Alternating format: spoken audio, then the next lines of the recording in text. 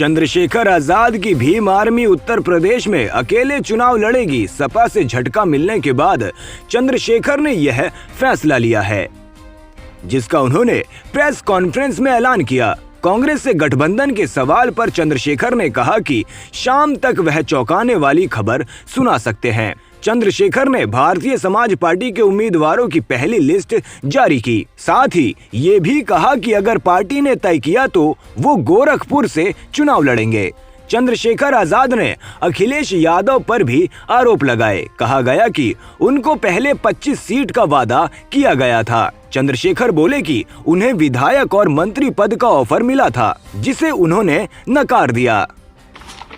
उस कड़ी को शुरू करने से पहले जो पिछली कई सारी चीजें आपके सामने आई, मैं चंद्रशेखर आजाद एक युवा हूं और मैंने सिर्फ जीवन में लड़ना सीखा, परेशानियों से, समस्याओं से, जहां जुल्म जाति अत्याचार हुआ उनसे लड़ना सीखा। कभी मैंने व्यक्तिगत सुख, राजनीतिक सुख की परवाह नहीं की। जब मैं पिछली बार मीडिया के जब साथियों से बात कर रहा था तो मैं भावुक भी हो गया। भावुक इसलिए हुआ क्योंकि पिछले 5 साल में मैंने बहुत कुछ खोया है, और जब कोई कुछ खोता है तो उसको दर्द, उसको एहसास होता है। इस 5 साल में चाहे वो हाथरस का मामला हो, कौन अपनी बहनों को जिंदा जलते देखता है, वो भी कचरे की तरह, चाहे वो प्रयागराज का मामला हो, चाहे वो उन्नाव का मामला हो, चाहे वो आगरा के भाई अरुण वाल्मीकि का मामला हो कि पुलिस जो है पीट पीट के किसी को मार देती है। 30 दिन की जच्चा होने के बाद उस बहन को के कुंडल तक जो है नोच लेती है, उसको पीटती है। चाहे सब्बीरपुर का मामला हो, झुका तो मैं सरकार से तब भी नहीं जब मैं 16 महीने जेल में रहा, जब मैंने रासुका झेली। इसी महीने CNPR NRC का आंदोलन हुआ था पिछले कुछ दिनों पहले, और 16 तारीख की रात को मैं छूटा था। तो डरा तो मैं इस केंद्र की सरकार से भी नहीं। मेरा डर सिर्फ ये था कि अगर विपक्ष के बिखराव की वजह से भारतीय जनता पार्टी सत्ता में दोबारा लौटती है तो इसका खामियाजा मुझे नहीं, मेरे जैसे लाखों निर्दोष लोगों को भुगतना पड़ेगा। ये मेरा डर था। लेकिन मैं समझता हूं कि इस पिछले 2 महीने के समय में चंद्रशेखर आजाद अपना एटीट्यूड ही खो बैठा है। उसे लगता है कि जो ट्विटर, फेसबुक वाले नेता हैं जो सिर्फ घर में बैठ के ट्वीट करते हैं, जो 5 साल कभी फील्ड में नहीं आते हैं, जो सिर्फ वोट की राजनीति करते हैं, उनको भी ऐसी राजनीति की जरूरत है। लेकिन मैं गलत था। मैं समझता हूं हमारी ताकत भीम आर्मी आजाद समाज पार्टी के लाखों कार्यकर्ता हैं जिन्होंने सरकार से मोर्चा लिया और विपक्ष की भूमिका अदा की। कोई मामला हो, किसानों का हो, कोई नेता हो किसी पार्टी का, चाहे आज वो विकल्प के रूप में हो, कुछ भी हो, किसी को आपने सड़क पे नहीं देखा होगा। चाहे वो लखीमपुर खीरी का मामला हो, 7 घंटे मोटरसाइकिल चला के मैं गया अकेला, जान की परवाह न करते। चाहे वो पूरे देश में साइन बाग बनाने की बात हो, मैं अकेला व्यक्ति ऐसा था जो मुस्लिम भाई की लड़ाई में जब कोई छू भी नहीं रहा था तो मैं 27 दिन जेल में रहा और मैंने 250 लाठियां खाई। ये सारी चीजें संघर्ष की हैं, लेकिन कभी मैंने स्वाभिमान से समझौता नहीं किया और मैं आज भी समझौता नहीं करूंगा। हमने तय किया है कि आजाद समाज पार्टी अपने बलबूते, जो उन्होंने आज तक काम किया है, उस काम के बलबूते जिसकी लड़ाई आज तक उन्होंने लड़ी है, उन माओं के, उन बहनों के विश्वास के भरोसे, उन बुजुर्गों के आशीर्वाद के भरोसे और बाबा साहब अम्बेडकर और मान्यवर काशीराम साहब की विचारधारा के भरोसे उत्तर प्रदेश में चुनाव में जाएगी।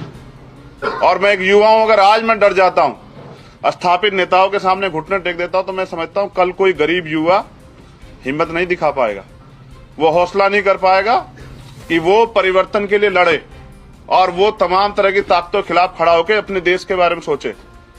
आज सबको सिर्फ सत्ता से मतलब है, लेकिन हमारी लड़ाई कभी सत्ता की रही नहीं। हमारी लड़ाई तो सत्ता के साथ व्यवस्था परिवर्तन की है। और आज जो गठबंधन जो सामाजिक न्याय की बात कर रहा है वो कितना खोखला है, बिना दलितों की बात आप अच्छी तरह जानते हैं। तो हम ये समझते हैं क्योंकि पिछले 2 महीने में हमारे साथ छल हुआ, हम राजनीति को समझ नहीं पाए क्योंकि हम नए लोग हैं, ईमानदार लोग हैं। हमारे लिए राजनीति इसी तरह की चीजें थी जिस तरह हम सामाजिक आंदोलन चलाते थे। कुछ लोगों के लिए ये हंसी का विषय भी होगा कि भाई चंद्रशेखर को उन्होंने बेवकूफ बना दिया, किसी और ने बेवकूफ बना दिया। मैं समझता हूं मेरे जैसे लाखों चंद्रशेखर इस देश में तमाम तरह की गुलामी, बेबसी के शिकार, और वो परिवर्तन करना चाहते हैं, बस उनको अवसर की तलाश। तो आज मैं आप सबके माध्यम से उत्तर प्रदेश की महान जनता से और बहुजन समाज की माताओं, बहनों, बुजुर्गों और नौजवान साथियों से कहता हूं कि हम युवा हैं, बदलाव कर सकते हैं, लेकिन स्वाभिमान सम्मान समझौता नहीं करेंगे। एक लिस्ट जो है, क्योंकि इस तमाम तरह के छल में तैयारी करने का कम मौका मिला, मैं एक लिस्ट जो है जिनको प्रत्याशियों को हम लड़ाएंगे उनकी लिस्ट आपके सामने जारी कर रहा हूं। उसके बाद चरणबद्ध जो है हम अपने कार्यकर्ताओं को साथियों के साथ लेके लिस्टेड बना के जो है अपने चुनाव में उतरेंगे। और मैं वादा कर रहा हूं आप लोगों से, ये वादा मेरा पूरे बहुजन समाज से है कि हम अपनी मेहनत से विकल्प बनेंगे और हम किसी के सहारे नहीं रहेंगे। हम सहारे रहेंगे अपनी मेहनत के, और ना ही हम किसी स्थापित दल, परिवारवाद की राजनीति वालों के आगे झुकेंगे। ना हमने कभी झुकना सीखा, ना हम झुकेंगे। और मैंने इस बार भी मंत्री पद और विधानसभा विधायक के पद को ठोकर मारी है, क्योंकि मेरे लिए दलितों का स्वाभिमान सम्मान, जिन्होंने मुझे इतना बड़ा बनाया, उनकी उसकी रक्षा करना बहुत जरूरी है। अब जो आगे होगा, जैसे आप महाकाव्य में जानते हैं ना कि जब युद्ध होता है तो भाई भी भाई के सामने खड़ा हो जाता है। भाईचारा अपनी जगह है और राजनीतिक हिस्सेदारी अपनी जगह है। मैंने अपने नेता मान्यवर साहब श्री काशीराम से सीखा है कि किसी का वजूद बनाने के चक्कर में अपना वजूद खत्म नहीं करना चाहिए। तो हम मजबूती से लड़ेंगे। मैं सीटों की जानकारी आपको दे देता हूं। मेरे गृह जनपद से नकुड़, रामपुर मनिहारन, देवबंद, सहारनपुर देहात, गंगो, चरथावल, पुरकाजी, मुजफ्फरनगर शहर, धामपुर, नहटोर, हापुड़, नूरपुर, आगरा साउथ, नोएडा, चंदौसी, कुंदरकी, आलापुर, जखनिया, सिरातू, मलियाबाद, पलिया, मुबारकपुर, मोहम्मदाबाद, हरगांव, हस्तिनापुर, जलेसर, एतमादपुर, खुर्जा, मेरठ कैंट, सगड़ी, जयसिंहपुर, तिरवा और माठ। ये विधानसभा कितनी सीटें? टोटल सीटें हैं 33 या 34, कंफ्यूजन है, नाम में हो सकता डबल हो, तो मैंने पढ़ दी पहले। अभी ये मैंने वो घोषणा की जिन पे हम लोग लड़ने के लिए, जिन पे हमसे बात हुई थी, बाद में हमसे छल हुआ, जिन पे हमने तैयारी की थी। लेकिन ऐसा नहीं, भीम आर्मी आजाद समाज पार्टी कार्यकर्ता हर विधानसभा पे, और हमने साबित किया था जब बुलंदशहर उपचुनाव हुआ कि बड़े बड़े दल जो आज अहंकार में हैं, वो तीसरे, चौथे, पांचवें नंबर पे थे, हम तीसरे नंबर पे थे। हमने आज जो कुछ प्राप्त किया है अपनी मेहनत से प्राप्त किया है, खैरात में नहीं प्राप्त किया है।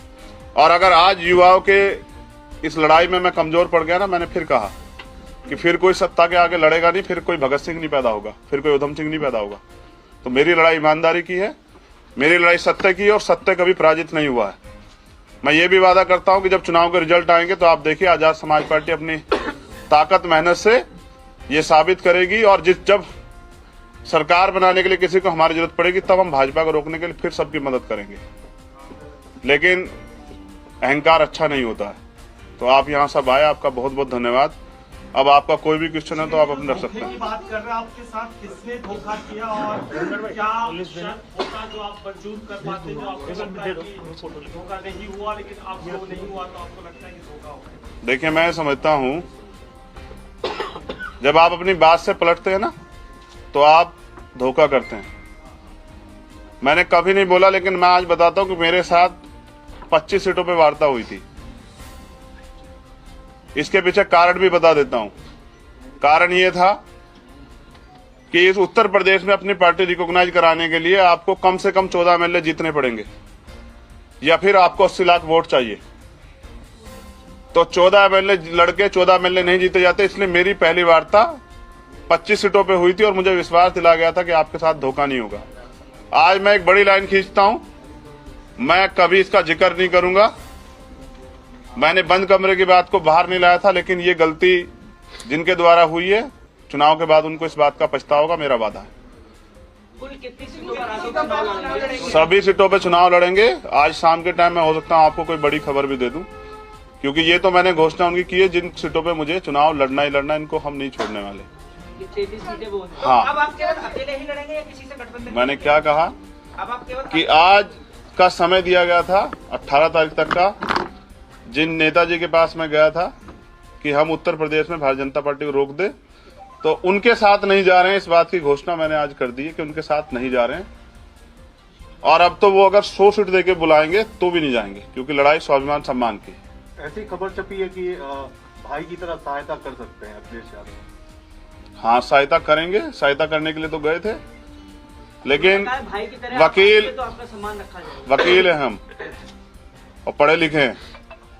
सहयोग की भावना में और तंज की भाषा को समझते हैं। आपने ज्यादातर पश्चिमी उत्तर प्रदेश की सीटों पर घोषणा कर दी है, मगर दादरी और जेवर जैसी अपनी विधानसभा रह रही है। मैंने क्या कहा कि बाकी सीटों की जानकारी, क्योंकि अगर हो सकता है आज के बाद हमें आप सुनना चाहेंगे तो जरूर देंगे। डिजिटल का दौर है।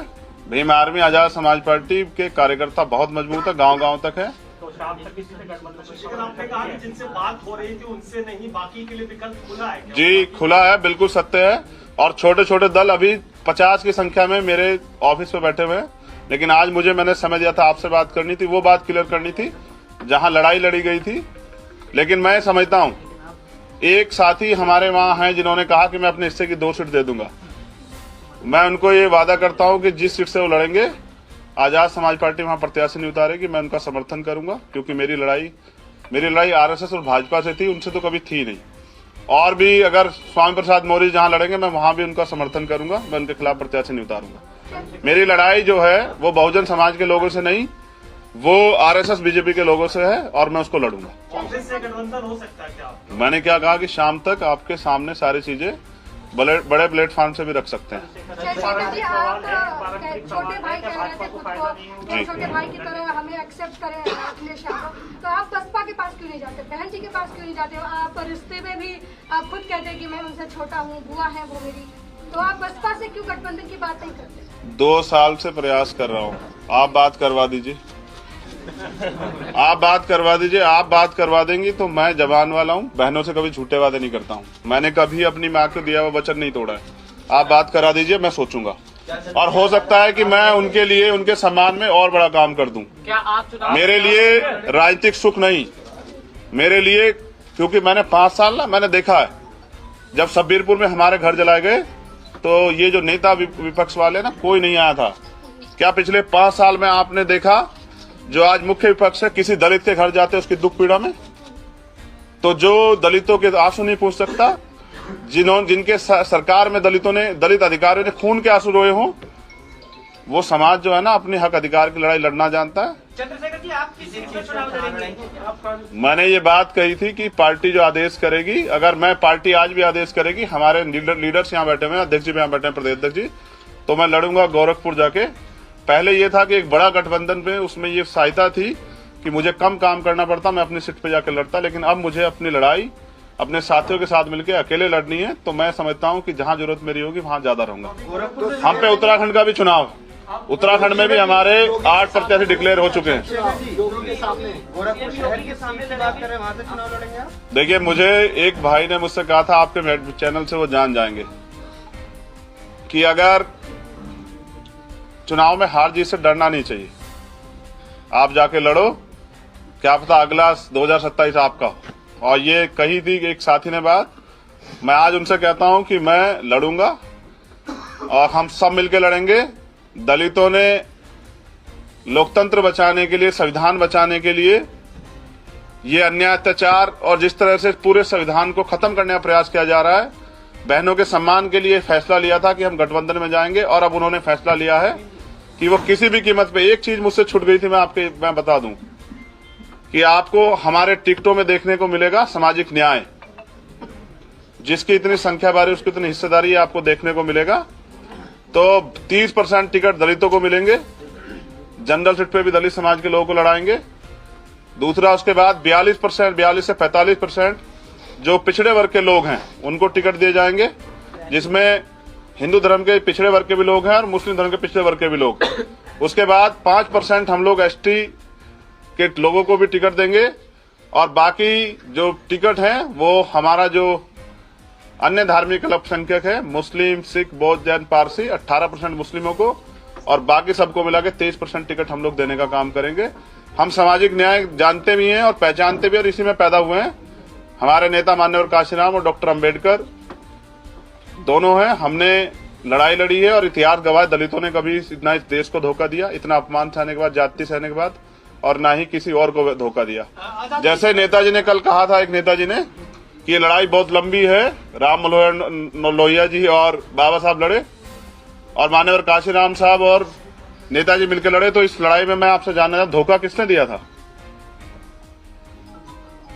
जब मान्यवर काशीराम जी ने मुलायम सिंह जी को मुख्यमंत्री बनाया तो धोखा किसने दिया? क्या आप मुझे बता देंगे? तो हमारे चरित्र में धोखा नहीं है, हमने धोखा ना दिया ना देंगे। और मैं फिर कह रहा हूं, उनसे मेरी लड़ाई नहीं, मेरी लड़ाई है बीजेपी से, क्योंकि पिछले कुछ दिनों में एक नौजवान हूं ना, तो वो सारी बातें दिल पे ले जाता हूं। आजाद जी, तो धोखे के बाद अपनी बात रखी, अब अपनी लड़ाई लाइन खींच के लड़ेंगे। और मैं समझता हूं कि अगर मेरे जैसे लड़ने वाले व्यक्ति को जनता सहयोग नहीं करेगी तो अभी जनता तैयार नहीं हुई है। चंद्रशेखर, ये क्लियर नहीं हुआ है अभी आपने जो गोरखपुर वाली बात कही, क्या गोरखपुर से लड़ेंगे? इसको थोड़ा क्लियर स्पष्ट कर दीजिए। मैंने कहा गोरखपुर का चुनाव कौन से चरण में है? लास्ट में छठे में बहुत समय है गोरखपुर में। पहले यूपी के और फेज के चुनाव लड़ा दें, तो जब उसके टिकट दूसरे पार्टी को डिक्लेयर हो जाएंगे तो हम भी अपना बता देंगे। चुनाव लड़ेंगे, ये बात है ना? मैंने क्या कहा कि चुनाव, अगर मैं तो उस वहां से जहां से जो विकल्प ये बन रहा है कि उनकी सरकार ही बन रही है, वो चुनाव लड़ा रहे थे। मेरे लिए चुनाव लड़ना नहीं, चुनाव लड़ाना बहुत जरूरी है। मुझे दलितों ने कमान सौंपी है, बहुजनों ने, दलित, पिछड़े, आदिवासी और माइनॉरिटी के लोगों ने, अन्य धार्मिक अल्पसंख्यकों ने। मैं उनके सम्मान की रक्षा करूंगा और उनके अधिकार रक्षा ये करूंगा। जो 33 सीट आपने कहा है, तो इसकी संख्या आने वाले बढ़ेगी और हमारे कार्यकर्ता मजबूत हैं। जब हमने एक साइकिल यात्रा चलाई थी तो पूरे उत्तर प्रदेश में ये माहौल बन गया था कि ये कहां से इतने कार्यकर्ता आ जाते हैं। वो कार्यकर्ता अपने स्वाभिमान सम्मान रक्षा करेंगे और वो ये भी साबित करेंगे कि उनको कैसा नेता चाहिए। वो नेता जो 5 साल अपने कमरे में सोता है और चुनाव के समय बाहर आता है, या वो नेता जो अपनी बहनों के सम्मान के लिए जेल भी काटता है, मुकदमे भी झेलता है, लड़ता भी है और कभी झुकता नहीं, जो स्वाभिमान सम्मान की लड़ाई सामने खड़े होकर लड़ता है। आज लेकिन आपके स्वाभिमान की जो कीमत है वो बीजेपी की जीत से आपको चुकानी पड़े तो चलेगा? बिल्कुल नहीं, लेकिन मैं समझता हूं कि अगर मैंने आज अपने लोगों का स्वाभिमान गिरवी रख दिया तो शायद जो रीढ़ की हड्डी हमने पैदा की है अपने समाज के लोगों में, वो कभी उठ नहीं पाएगी। और मैं समझता हूं जितनी जिम्मेदारी मेरी थी उतनी जिम्मेदारी उनकी भी थी, जिन्होंने नकार दिया, जिनको जरूरत नहीं थी। तो मैं अब इस पे नहीं चर्चा करना चाहता। वो अपना चुनाव लड़ेंगे और हम अपना लड़ेंगे, लेकिन मैं ये बताऊंगा जरूर कि सामाजिक न्याय का जिनको ताजा ताजा सा रंग चढ़ा है, उनकी सच्चाई क्या है, मैं आपको लगातार बताता हूँ। ये 2 सवाल है, जी फाइनल। 2 सवाल इधर से। मैं ये पार्टी के प्रदेश अध्यक्ष जी बताएंगे मुझे जितने। 2 सवाल छोटे-छोटे। जी मैं तैयार हूँ। ये कहते हैं कि जो सामाजिक न्याय का ताना बाना, जिनकी नाम ले रहे, नाम नहीं ले रहे जी, अखिलेश के बारे में कहते हैं शायद जी, तो वो क्या इसका नुकसान उनको माइनॉरिटी दलित समाज की तरफ से मिलेगा क्या? आप जो बार बार कह रहे हैं कि दलित समाज को धोखा दिया, दलित समाज के लोगों के विश्वास को तोड़ा, ये चीजें ये होगी क्या? मैं समझता हूँ कि लोकतंत्र में जो भी दल आया है वो अपनी हिस्सेदारी के लिए आया है और कोई किसी को जिताने हराने नहीं, सब लोग जीतने आए हैं। तो हम लोग जीतने के लिए मैदान में आए। जिसको नुकसान फायदे की परवाह थी उस चंद्रशेखर ने बहुत परवाह कर ली।